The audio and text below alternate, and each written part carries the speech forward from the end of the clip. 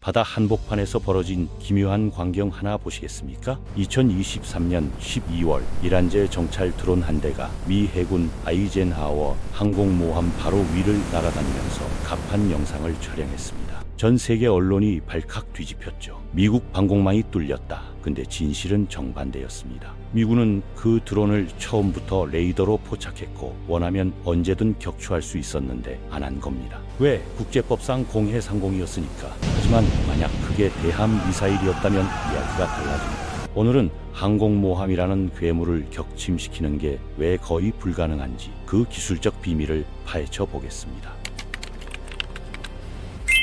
항공모함 크기부터 감을 잡아보겠습니다. 축구장 3개 이어붙인 길이의 무게는 타이타닉호 2배입니다. 안에는 70대 이상의 전투기와 5,000명 넘는 병력이 들어있습니다. 이 배는 단순히 무기가 아니라 24시간 잠들지 않는 강철섬입니다. 바다 위를 떠다니는 작은 도시라고 생각하면 됩니다. 캐나다 공군 전체 전투기보다 한 척의 항모가 더 많이 싣고 다닙니다. 이 도시에선 매일 어떤 일이 벌어질까요? 5,000명이 먹기 위해 식당에선 하루에 달걀 3,000판을 깨고 고기 1톤을 굽습니다. 바닷물을 민물로 바꾸는 거대한 정수시설이 매일 수십만 리터의 물을 만들어내서 승조원들이 샤워하고 빨래합니다. 병원도 있고 이발소도 있고 우체국도 있습니다. 심지어 영화관까지 있죠. 이게 배 한 척 안에서 벌어지는 일입니다. 말 그대로 살아있는 유기체처럼 움직이는 겁니다. 그럼 이걸 어떻게 침몰시킬 수 있을까? 먼저 선체 구조부터 봐야 합니다. 배 밑바닥 철판이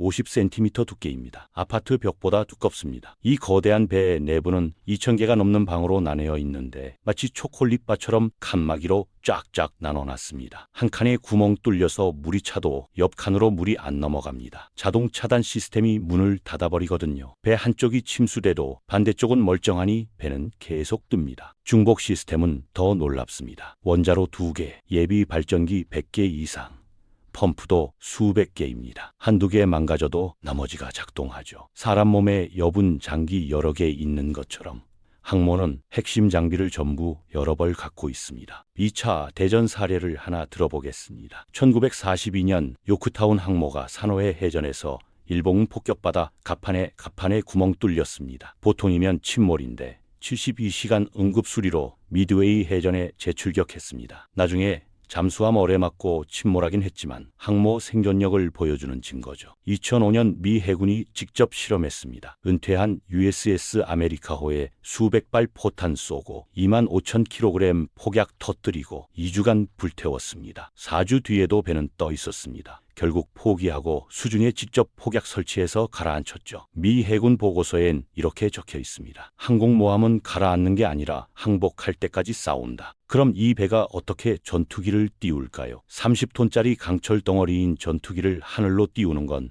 거대한 새총으로 바위 덩어리를 쏘는 것과 같습니다. 갑판 길이가 짧아서 보통처럼 활주하면 바다로 추락합니다. 그래서 사출 장치를 씁니다. 예전엔 뜨거운 증기 힘으로 밀어냈지만 최신 항모는 자석 힘으로 조용하고 강력하게 쏘아 올립니다. 2초 만에 시속 300km까지 가속시키는 겁니다. 갑판 위에선 노란 조끼, 빨간 조끼 입은 요원들이 수신호로 일사불란하게 움직입니다. 정교한 톱니바퀴처럼 딱딱 맞아떨어지는 거죠. 한 명이라도 실수하면 수십억짜리 전투기가 바다에 빠집니다. 방어 무기로 넘어가겠습니다. 항공모함은 혼자 안 다닙니다. 호위함과 항상 같이 움직이는데 설령 혼자여도 무시무시한 화력을 갖췄습니다. 방어 체계를 야구로 설명해 보겠습니다. 제1 바깥 방어선은 외야수입니다. FA-18 슈퍼 호넷과 F-35C 스텔스 기사 항상 하늘을 순찰합니다. 항모에서 수백 킬로 떨어진 곳까지 날아가 경계를 섭니다. 적기나 미사일이 접근하면 시계박 거리에서 AIM-120 미사일로 격추시킵니다. 공이 담장 넘어가기 전에 외야수가 잡아내는 거죠. 한 발에 10억 원입니다. 근거리엔 사이드와인더 미사일을 씁니다. 70년 전 만들어진 구식인데 아직도 현역입니다. AIM-120 절반 가격이고 2023년 중국 정찰 풍선도 이걸로 터뜨렸습니다. 열추적 방식인데 아직 이것보다는 단거리 미사일이 없습니다. 외야수를 뚫고 적 미사일이 접근하면 내야수가 작동합니다. 수직 발사대 VLS 시스템입니다. 호위 구축함과 순양함에 이 셀이 90개에서 120개씩 달렸습니다. 들어가는 미사일 종류가 엄청납니다. SME는 드론이나 순항미사일 맞고 SE-3은 우주에서 탄도미사일 요격하고 SM-6은 370km 밖 목표까지 잡습니다. 외야를 빠져나온 공을 유격수와 이 루수가 가로채는 단계죠. 이 SSM은 한 셀에 4발씩 들어갑니다. 2023년 11월부터 2024년 말까지 미 해군은 후티 반군 드론 380대 막느라 SM-2를 120발 발사했습니다. 한 발당 21억 원이니 총 2,500억 원어치를 공중에 날린 겁니다. SM-3은 더 비쌉니다. 발당 90억에서 270억까지 하죠. 싸구려 드론 하나 막는데 수십억씩 쓰는 건 말이 안 됩니다. 그래서 개발 중인 게 레이저 무기입니다. 전력만 있으면 무한정 쏠 수 있고 한 발에 1,000원밖에 안 듭니다. 빛 속도로 날아가니 명중률도 거의 100%입니다. 테스트는 끝났고 실전 배치만 남았습니다. 문제는 비나 안개 낄 땐 레이저가 산란돼서 효과가 떨어진다는 겁니다. 그럴 땐 어쩔 수 없이 비싼 미사일을 써야 합니다. 내야수까지 뚫고 들어오면 포수가 나섭니다. 전자전 교란기와 디코이입니다. 이건 눈에 보이지 않는 안개 속 숨바꼭질입니다. 적이 미사일 쏘면 항모는 자신의 위치를 속이는 가짜 신호를 보냅니다. 적 미사일 입장에서는 분명히 저기에 배가 있어서 달려갔는데 막상 가보니 텅 빈 바다인 거죠. SLQ-32 시스템이 적 레이더 감지하고 재밍 신호 쏴서 미사일 속입니다. 널카 디코이는 작은 로켓을 하늘로 쏴 올려 항모처럼 위장해서 미사일 유인합니다. 마술사의 홀로그램 분신술 같은 겁니다. 하늘에 금속가루 뿌리거나 가짜 신호 쏘아 올려 미사일이 엉뚱한 곳을 때리게 만들죠. 2024년 홍해에서 미군이 이걸로 후티 미사일 여러 발 낚았습니다. 이 모든 걸 뚫고 미사일이 배 1.6km 안까지 들어오면 최후 보루가 등장합니다. CIWS입니다. 클로즈인 웨폰 시스템, 근접 방어 무기 체계입니다. 팔랑크스라고도 부르는데 20mm 기관포가 초당 75발을 쏩니다. 모든 수비 뚫고 홈플레이트까지 들어온 공을 마지막 순간에 쳐내는 포수 역할이죠. 목표는 미사일을 한 발로 맞추는 게 아니라 텅스텐 탄환 구름을 만들어서 미사일이 통과하다 산산조각 나게 하는 겁니다. 완전 자동이라 사람 손 안 탑니다. 레이더가 목표 포착하면 0.5초 안에 조준하고 발사합니다. 이 순간 항모도 급회전하고 지그재그로 움직이는데 CIWS는 자이로 안정장치로 배가 흔들려도 조준 유지합니다. 드론 시대엔 새 무기가 추가됐습니다. 코요테 블록 새 자폭 드론과 로드러너 M 재사용 요격 드론입니다. 한 번에 100대 드론대가 와도 막을 수 있습니다. 2024년 홍해 실전에서 이미 100% 요격률 기록했습니다. 항공모함의 진짜 힘은 팀플레이입니다. 항모는 절대 혼자 안 다닙니다. 항모 전투단 CSG와 항상 같이 움직입니다. 구성은 이렇습니다. 항모 한 척, 이지스 구축함 4척에서 6척, 순양함 한 척에서 2척, 핵잠수함 2척, 보급함까지입니다. 총 7,500명이 한 팀으로 움직입니다. 이들이 만드는 방어망은 예술입니다. 제일 바깥쪽엔 버지니아급 핵잠수함이 돕니다. 적 잠수함 미리 탐지하고 차단하죠. 수중 위협 원천 봉쇄입니다. 중간 거리엔 알레이 버크급 구축함들이 원형 배치됩니다. 이지스 시스템 최첨단 레이더 달고 있는데 SPY-6 레이더는 500km 밖 목표를 동시에 수백 개 추적합니다. 적 미사일 오면 구축함이 먼저 SM-3이나 SM-6으로 요격하고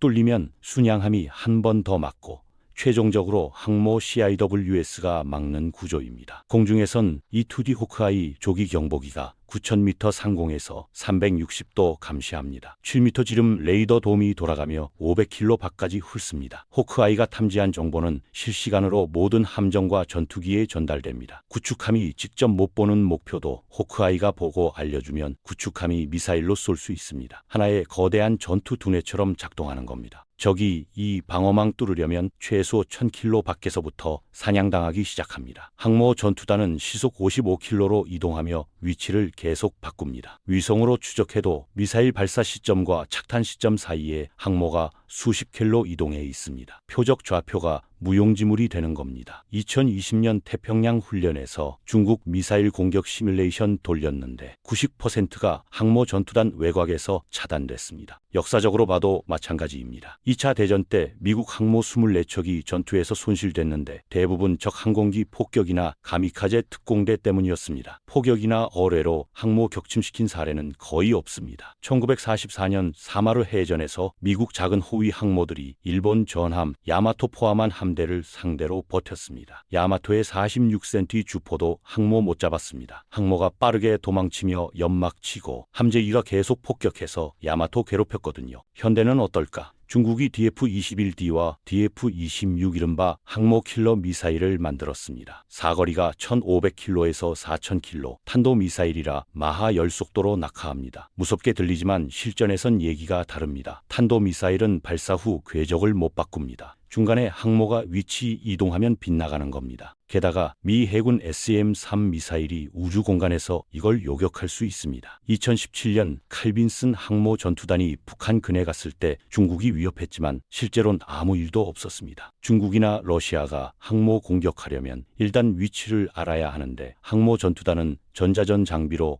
적 위성과 레이더를 교란합니다. 위치 정보 자체가 부정확하면 미사일은 바다에 빠지는 겁니다. 설령 미사일이 명중해도 항모 격침이 아니라 갑판이나 추지 시스템 무력화가 현실적 목표입니다. 갑판에 구멍 나면 전투기 이착륙이 불가능하고 스크류 망가지면 속도 안 나오니 전투력이 급감하죠. 하지만 그 정도 피해 입히는 것도 엄청나게 어렵다는 게 문제입니다. 미 해군 자체 평가에서도 항모 격침엔 최소 수십 발의 대형 미사일이 거의 동시에 명중해야 한다고 봅니다. 근데 그 미사일들이 발사되는 순간부터 항모 전투단 전체가 대응 태세에 들어갑니다. 첫 번째 파도 맞고 두 번째 파도 맞고 그러다 보면 적의 미사일 재고가 먼저 바닥나는 겁니다. 비용 측면에서도 말이 안 됩니다. 중국이 DF-21D 한 발 쏘는데 100억 원 듭니다. 항모 하나 격침시키려면 최소 20발은 필요하다고 치면 2천억 원입니다. 항모 전투단이 그걸 요격하는 비용은 더 들죠. SM-3으로 막으면 발당 200억 원 정도니까요. 문제는 미국은 비용을 감당할 수 있지만 적국은 미사일 재고가 한정돼 있다는 겁니다. 미 해군의 잠수함 전력도 무시 못합니다. 2004년 스웨덴 고틀란드 잠수함이 미 항모 전투단 훈련에 참가했습니다. 디젤 잠수함인데도 방어망 뚫고 USS 로널드 레이건 항모 바로 밑까지 접근해서 사진 찍었습니다. 실전이었다면 어뢰로 격침시킬 수 있었던 거죠. 이 사건 이후 미 해군은 대잠전 훈련을 대폭 강화했습니다. 현재 항모 전투단엔 반드시 핵잠수함이 2척 이상 배치됩니다. 이들은 항모에서 수십 킬로 떨어진 곳에서 수중을 계속 순찰합니다. 구축함 선체 아래 달린 SQS-53 소나는 저주파로 적 잠수함 탐지하는데 수동 모드로 소음 듣거나 능동 모드로 신호 쏴서 방향 감지합니다. 예인 소나도 있어서 물속에 케이블 늘어뜨려 더 넓은 범위 탐지합니다. 적 잠수함 발견하면 MK-54 어뢰를 발사합니다. 사거리는 10km 정도밖에 안 되지만 VLS-셀에서 로켓으로 쏴 올린 다음 낙하산으로 바다에 투하하는 방식도 있습니다. 이러면 멀리 있는 잠수함도 공격 가능합니다. 헬리콥터도 이 어뢰 실고 다니며 대잠 작전 수행합니다. 결론은 이겁니다. 항공모함은 구조적으로 침몰이 거의 불가능하고 설령 공격해도 다층 방어망 뚫기가 극도로 어렵습니다. 전투기가 먼저 막고 구축함 미사일이 막고 전자전으로 속이고 최후엔 CIWS가 막습니다. 게다가 항모는 계속 움직이며 위치를 바꾸니 표적 지정 자체가 어렵습니다. 이 모든 걸 뚫고 미사일 몇 발 명중시켜도 2000개의 구획으로 나눠진 선체는 쉽게 안 가라앉습니다. 그래서 2차 대전 이후 미국 슈퍼캐리어는 실전에서 단 한 척도 격침된 적이 없는 겁니다. 항공모함은 말 그대로 바다의 요새입니다.